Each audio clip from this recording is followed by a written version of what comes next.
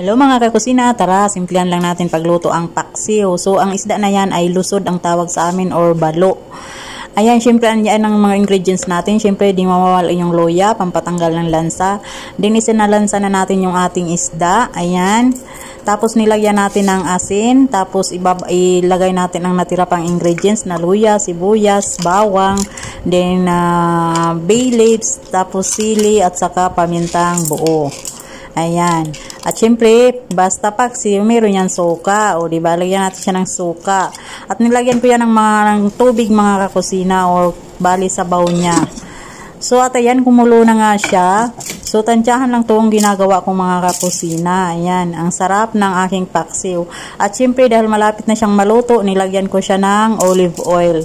Ayan, masarap yan mga kakusina pag may mantika. Kasi yung isda natin ay hindi masyado mataba. Kaya lagyan natin siya ng mantika pag malapit na siyang maluto. So, at ayan na nga mga kakusina, luto na siya. So, sarap-sarap ng aking paksiw na balo or lusod. So, ayan, syempre, tikiman na. At ayan lang mga kusina for today's video. Thank you so much for watching.